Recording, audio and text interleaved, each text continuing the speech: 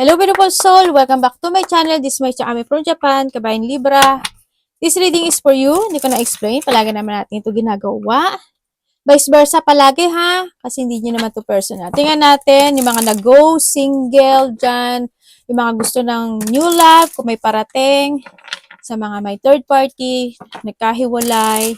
Tingnan natin. No? Nararamdaman niya sa'yo, intention, behavior, action, your feelings, new coming, at awareness. Vice versa, Libra, May 2026. Tingnan natin ang iyong message of Oracle. Love Oracle. Para kay Libra.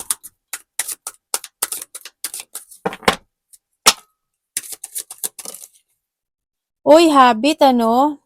Yung iba sa inyo, sa relationship, may mga habit na hindi kayang baguhin. O may mga habit na kahit napilitin, babalik at babalik siya doon. Kung ano mga habit yan, ano, sa iba sa inyo. Ganun din sa mga nagkahiwalay, kung ano yung habit na meron ng isa sa inyo, yun handun sa point na yun, ano. May mga unexpected outcome, things didn't go the way I planned. Pwedeng na handun yung handun yung point na may mga pinaplano kayo, may mga gusto kayong gawin o planuhin na hindi matutuloy or hindi aayon sa gusto nyo o sa plano nyo, no? May mga ganong sitwasyon. Ganun din sa mga nagkahiwalay, kumbaga siguro in-expect nyo na magpapakasal kayo, ganyan-ganyan, pero hindi aayon dahil maaring may blockage, di ba? Sa sitwasyon, ganun din kung sa mga magkakarelasyon man yan, o may mga third party. And sa iba naman sa inyo, is kung nagkahiwalay kayo, handun yung point of secret. Or, yung iba sa inyo, kung hindi man kayo nagkahiwalay, isa sa inyo masikreto or malihim o may mga itinatago na hindi sinasabi. Yan. Kasi andito rin si habit. May sabihin, di sa bad, no? Pwedeng nagsisinungaling, may babae, may lalaki, o kaya nakikipag-usap sa iba, mga ganun sitwasyon. Kung ano man yan, na hindi umaayon. Pwede rin kasi when it comes sa hindi umaayon sa plano, pwede rin. Halimbawa, kung gusto niyo mapakasal pero same sex kayo, mga gano'n. O kaya is, gusto niyo mapakasal pero may blockage kasi baka third party ka o kaya naman mapasok ka sa... Basta may mga ganong sitwasyon. Gano'n din sa mga nagkahiwalay, no? Sa mga nagkahiwalay, may mga plano na hindi talaga natupad, mga pangakong hindi ginawa sa iba sa inyo. Sa iba naman sa inyo, kung magkakarelasyon man kayo na wala namang may mga mababago ang pagpaplano, no? May mga babaguhin. O may mga kinakailangang baguhin sa iba sa inyo. Pero nakikita ko ito may paglihim no? May ililihim. Or handun yung point na may mga bagay talaga na hindi sinasabi. Pwedeng for a good purpose, pwedeng for a bad purpose, pero kung titignan natin to, pwedeng kasi dark siya, pwedeng bad purpose sa iba. Kasi handito rin si guilty. Ibig sabihin, nagsisinungaling. No? May tinatago talaga. Vice versa palagi ha. Ayun lang. And text message, maaari magkakaroon o makaka-receive ka ng news, phone call, direct message, or communication. Pwedeng nahando sa point, when it comes sa bad habit, meron kang mabubuking, di ba? May mga mabubuking ka na sitwasyon, hindi man siya sa text message, sa mga letters, sa mga news, sa mga chismis, pwedeng nahando sa point na yon kung sa mga relationship, no? Sa iba sa inyo. Ako nakikita. Or kung ano man yan, ipasok mo yung sarili mo. Kung sa mga darating na na new love sa inyo, maaring bigla siya makipag-communicate sa iyo o baka nakakausap mo na siya. Mag-ingat ka na lang din, 'di ba? Kasi nahandito sila mga unexpected outcome, tsaka andito rin si yung may mga bad habit situation. And the grass is greener. Jealousy, better option. Unhappy, deserve better. Okay. Ibig sabihin niya iba sa inyo, yung mga nagkahiwalay dito, talagang andun yung point na mas more on nag-growth na siya, no? Or nakapagpa-move on na siya. Kumbaga nandun sa point na nag-move na yung isa sa inyo. Sa iba naman sa inyo, isa andun yung mga jealousy. Yan. Kumbaga nagkakaroon sa iba sa inyo ng mga option kasi handito rin si habit, handito sila secret, di ba? Yan. Naku po. may mga pag-aaway o hindi pagkakaunawaan kasi nandito si unhappiness na pwedeng maganap o mangyari. Oy, andito na nga si ano, kasi we have the text message din, di ba? Ibig sabihin, ay, hindi, si Snake pala ang kasunod niya, oh. Uy, may pangliling lang. May temptation, tukso, at may enemy ka. Uy, may supernatural. Merong mangyayari sa buhay mo, Libra, na supernatural. Para alam mga supernatural na mangyayari na situation. Also, there's a karma and may mga disaster, mga unexpected na mangyayari. Sana walang sunog, sana, pero ibibigay sa iyo yung ibibigay sa iyo yung sign. Sa iba sa inyo, yung mga tukso, ganyan. Ayan o, si divine intervention, no? Mukhang may something, Handa na lang kayo. Problema to kasi, ganyan. May mga karma situation, yan. Siguro naman, hindi naman kayo to. May mga supernatural, alam niyo naman siguro yung mga supernatural situation, di ba? Yung mga hindi inaasahan na sitwasyon na minsan, may mga na panaginipan mo na ganun mangyayari, nakita mo, tapos pagbalik mo, wala na doon, yung mga ganun sitwasyon. And also, magbibigay sa sa'yo ng sign, pwedeng sa repeating numbers, mga coincidence na situation, halimbawa, biglang nasa utak mo, tapos biglang may nabasa ka na ganung messages, mga ganun sitwasyon. Mga song, mga taong ipapadala sa'yo to give yung sign na yun, basta kung ano yung sign na ibibigay sa'yo ni universe, no, o yung iyong angels. Yung mga red flag, ganyan, no, sa iba sa inyo. Baka handa na yung busi-busi na binibigyan ka na ng awareness, hindi ka pa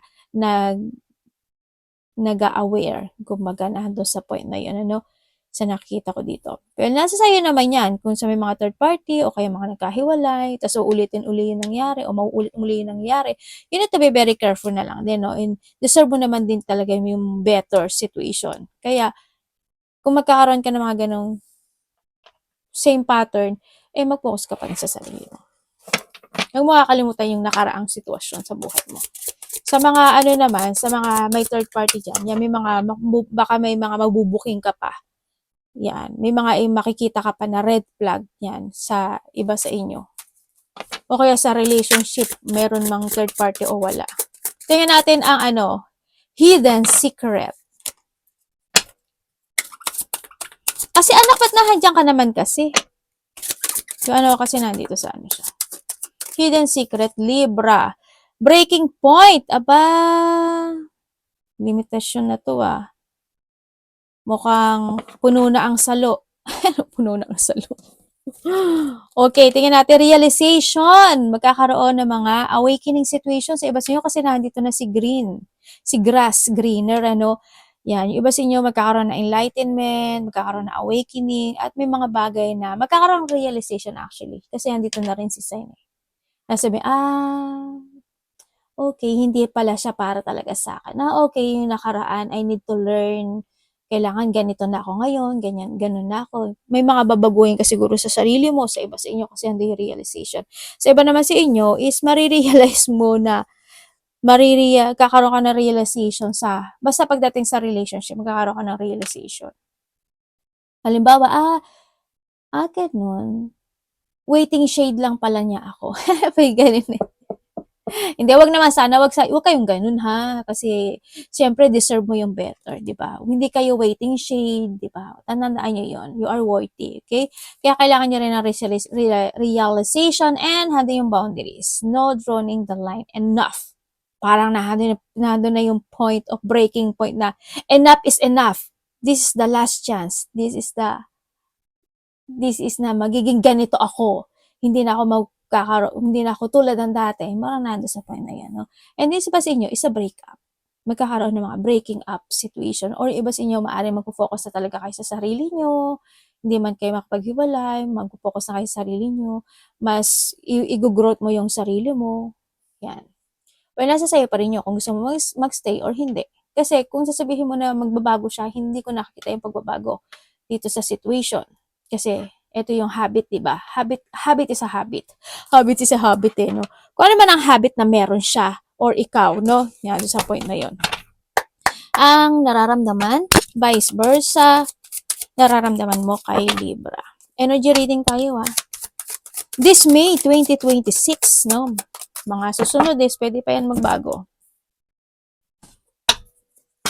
And inyong nararamdaman kay Libra. Okay, nararamdaman niya sa iyo, Libra. Uy, puro ano, oh.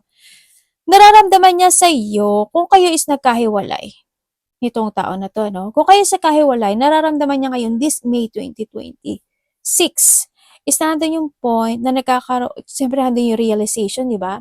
Andun yung realization na marirealize niya na, ay, si Libra, grabe yung alaga niya sa akin, grabe yung binigay niya na effort sa akin, grabe yung bait niya, kumbaga nahando siya sa point na yon, ano, grabe yung lahat, naging forgiving, naging understanding, magkakaroon siya ng realization. And nandun yung point na nararamdaman niya na gusto niya nang magkaroon ng renewal when it comes in this connection. Gusto niya ng union or gusto kanya kausapin pero hindi niya alam paano niya sasabihin, kaano siya ko-connect sa'yo, nandun sa point, nandun yung kaba, alam mo yon, nandun yung kaba at takot na nakikita ko sa kanya. Yun ang mararamdaman niya. Pero may isip kanya, pero hindi niya alam paano gagawin niya. Pero may isip niya yung mga ginawa mo sa kanyang pagpapahalaga at pagmamahal talaga. Yung care mo talaga. Yun. Doon siya, nagkaroon siya ng realization na you are worthy. Naging worth ka talaga sa kanya. Kung kayo naman is may third party relationship, ano? Kung kayo is may third party relationship, ang nararamdaman niya sa iyo is nandoon yung point na ang pwedeng mag-ano ko na sabi ka first message. First message yung sa may mga ano sa may mga third party relationship. Sabi niya kasi dito, nararamdaman niya sa'yo, parang imbalance ka daw. Para alam mo yun, yung parang misa hindi mo na napapansin yung sarili mo, naaalagaan yung sarili mo. Kumbaga siguro, dati payat ka, lalaki ka man o babae, kasi ngayon parang lumulobo ka. Pwedeng nahadon sa point, first message yun, yung nararamdaman niya sa'yo. Kumbaga, is kailangan mo, may mga bagay ka na kailangan mong i-work it out when it comes sa sarili mo. Hindi ko alam in what point. Pwedeng sa physical, pwedeng sa may mga bagay ka na kailangan mong baguhin when it comes sa sarili mo. Pwedeng nahado sa point na yon, ano? Yun ang nararamdaman niya sa iyo sa may mga third party. Kung wala naman kayong sa another second na message sa may mga third party relationship, nararamdaman niya sa iyo by this May na handun yung point of kasi yung pang-aabuso. Alam mo yun? Andun yung pang-aabuso. Nararamdaman niya sa'yo na parang ikaw na yung gumagawa ng lahat. Parang ganun din sa mga walang third party, sa nakita ko dito. Sa mga wala din third party, ganun. Parang you're doing your best. Parang ikaw na lang mag-aasikaso lahat. Ikaw yung gagawa ng lahat. Ganyan. Ikaw yung mag-workout ng lahat. Nararamdaman din naman niya yung yung presensya mo dito sa nakikita ko dito sa iyo. Sa iyo, sa kanya. Yun ang nakita ko. Mahalaga ka naman daw. Sa mga walang third party, mahalaga ka. Mahal ka niya, mahalaga ka kasi mabait ka raw, understanding ka, full of effort, kumbaga. Sa may mga third party, yung tulad ng sinabi ko kanina, no? Pwedeng nahado sa point na may mga time na na-over ka. Kumbaga, over sa mga sitwasyon. Hindi lang din siya minsan nagsasalita na doon sa point na may mga third party. Kahit may mga bagay siya na gustong sabihin, ganyan. Tapos na doon sa point na, hindi ko alam kung para kasi may mga time na ayaw niyang kumibo or ayaw kanya kausap sa may mga third party. Kumbaga, doon din siguro yung mga paglilihim kasi andito rin si Secret. Intention mo kay Libra, vice versa. Intention mo kay Libra.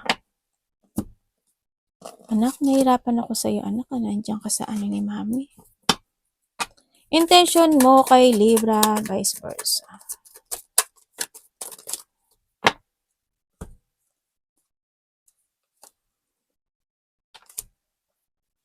Okay. Intensyon niya sa'yo kung kayo is magkahiwalay nitong tao na ito, intensyon niya gusto ka talaga niya kausapin.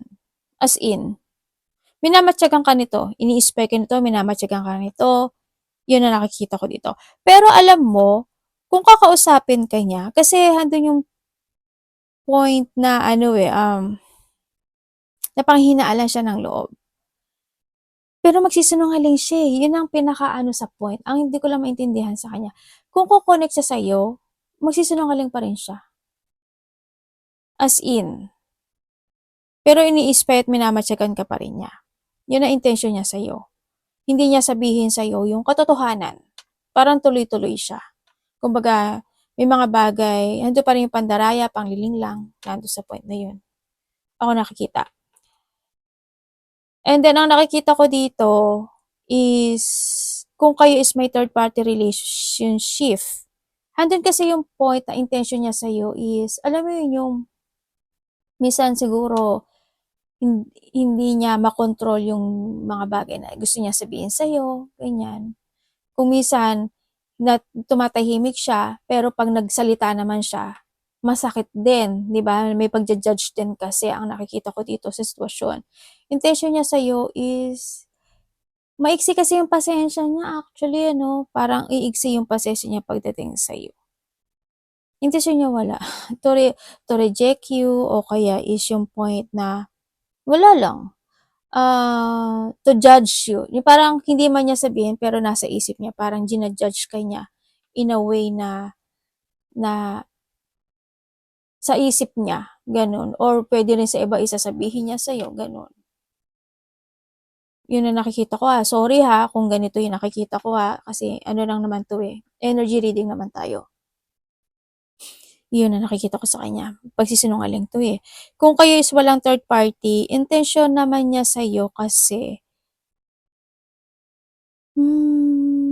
meron siyang gustong sabihin, meron siyang gustong desisyonan, pero hindi niya masabi. Hindi ko alam why.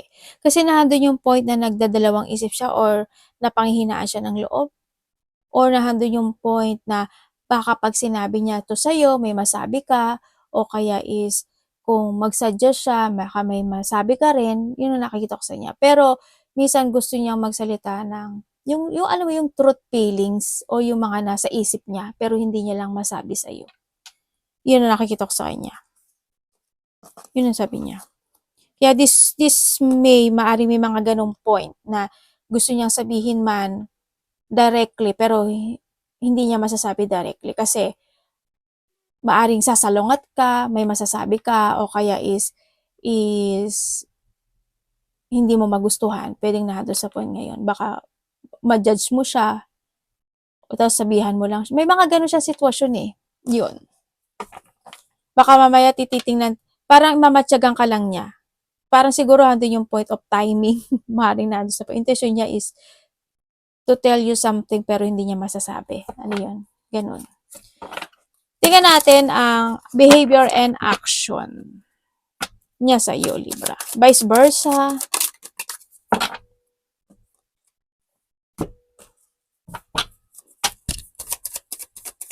Behavior and wag yan, Inday. Madami yan. Ate, madami yan. Sorry Tingnan natin. Behavior or action. Ay, pareho. Ano ba yan? Ano ba yan, ate? Hala, 3 of sword. 3 of sword? Sa iba sa inyo magtatalo kayo nito. Sa iba naman sa inyo, kung, tingnan natin. Kasi kung mga magkakahiwalay dyan, talagang handun yung breakup. Sa mga may third party, baka mag-breakup kayo. Kasi parang nahando yung pag-iisip.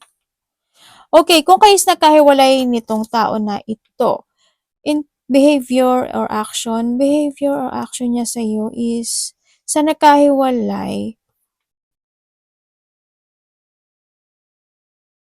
iniisip ka niya na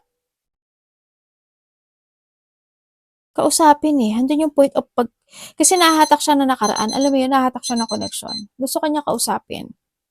Pero, nandun yung point na natatakot siya na ma-reject mo siya.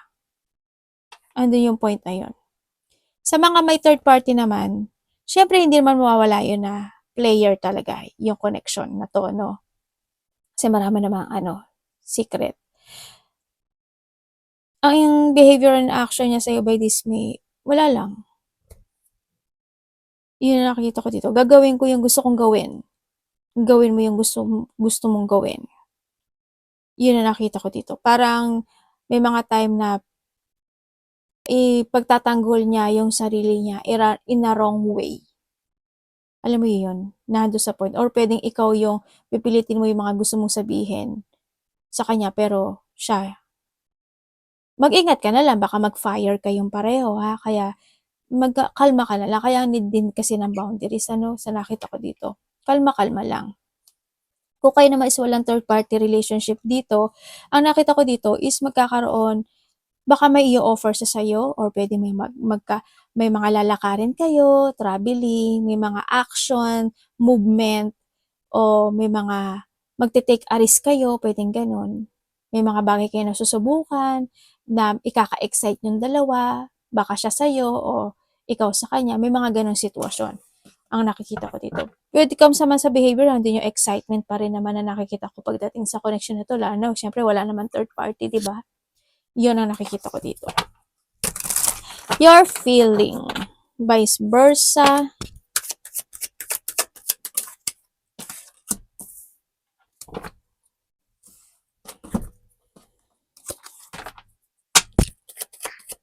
Dismay feeling. Okay, when it comes sa feeling, sa mga nagkahiwalay naman dyan, ang nakita ko dito, sa mga nagkahiwalay, is isa sa inyo nag-move na talaga. Totally move. Pero,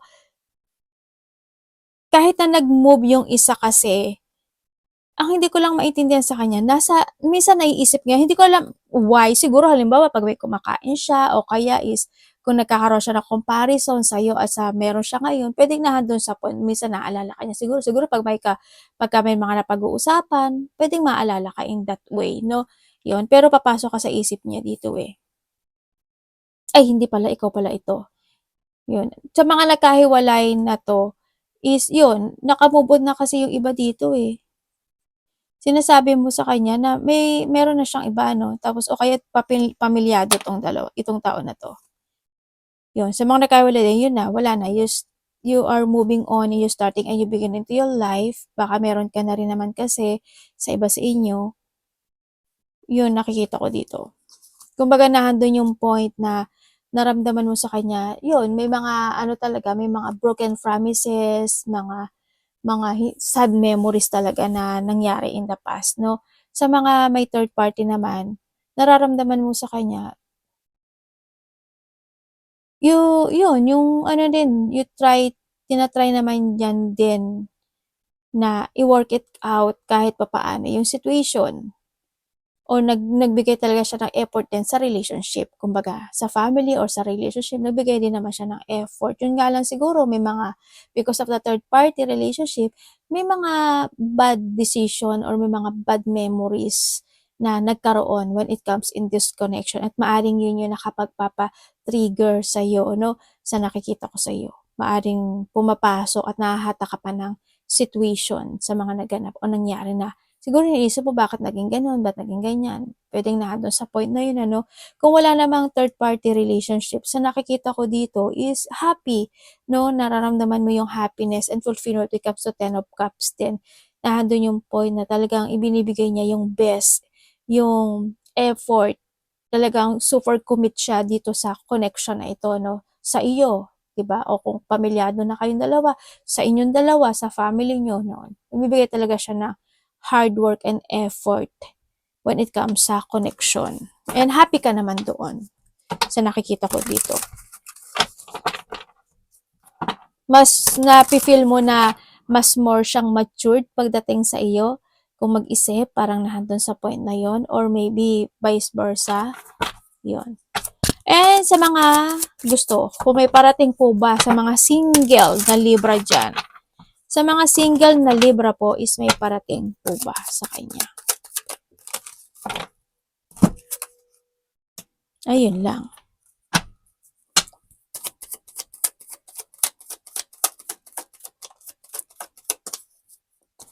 Okay. Kung may parating sa iyo, yes, maaaring may nakakausap ka na, no? Maaaring iba sa inyo may nakakausap ka na.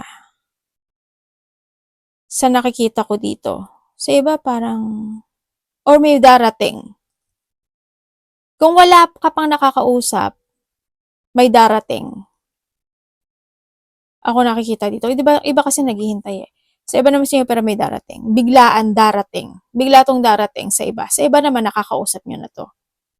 Yun nakikita ko na siguro nahandun yung point na medyo magkakaroon ka lang siguro ng doubt sa kanya o kaya is yung point na magkakaroon ka ng thinking na parang ang bilis naman itong tao na to. Parang magkakaisip ka ng ganun. No? Huwag ka masyado magmadali dito. Ha? Sa mga single dyan. Kasi baka mag-same page kayo ng nakaraan. 'Di ba? Kasi nandito rin si Ahas. May mga dapat ka lang talagang baguhin. Tsaka mag-focus ka sa sign. Kasi nandito rin si sign eh.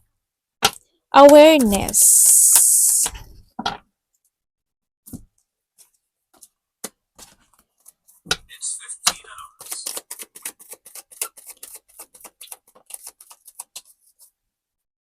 Okay, when it comes sa awareness mo, Libra, ang sabi naman dito is magkaroon ka daw ng bagong mga strategy or mag-focus ka sa mission mo or start a new beginning into your life. Ibig sabihin parang nandun rin yung point of learning from the past. Ganon. May mga bagay na kailangan mong ilaya yung sarili mo. Siguro yung mga bad habit, yung mga lumang ikaw, o yung mga lumang strategy na meron ka, yung mga ganun sitwasyon, yung lumang mga patakaran mo, siguro yun yung magiging aware ka. Ito yung time na mas mag-trust ka sa intuition mo, mag-focus ka sa bagong ikaw, mag-focus ka, mas more kang maging matured, kumbaga, kung matured ka naman, kumbaga more on matured, no? Mas, kumbaga wag kang magstay sa isang sitwasyon na ibibigay mo yung full of sacrifice mo doon tapos at the end is pointless pala, 'di ba? Masakit lang. It's more on heartbreak din kasi ang nakita ko. Kaya magtira ka sa sarili mo, kumbaga, na doon sa point na 'yon. Kumbaga, mas mag-focus ka sa mission mo sa buhay. Ano ba yung mission mo sa buhay? Ang magkaroon ka ng love life lang. 'Di ba hindi? O ibig sabihin, hatiin mo yung 10% mo. O halimbawa, yung kung may anak ka o mga 4% sa anak mo. O halimbawa gano'n. O yung ibigay mo na lang yung 1% to 2% sa love life, gano'n. Tapos yung the rest, yung mga pangarap mo sa buhay, mga gano'n. Bahay, lupa, business, gano'n. Kailangan magkaroon ka ng mga gano'n sitwasyon, no? Yan. Focus ka lang daw sa mission mo. Kung mission mo talaga is love life, edi sige, hindi ka naman niya pipigilan eh. Edi doon ka mag-focus sa love life mo. Diba? Yun ang yun. Kasi ikaw naman ang maghahawak ng mundo mo eh. Kumbaga, pero you need to learn from the past. Ang yun ang sinasabi dito. To accomplish yung mga bagay na gusto mo ma-achieve sa buhay mo. Yun yung magiging aware mo sa ngayon. Boundaries din ha. Arigato namaste, God bless.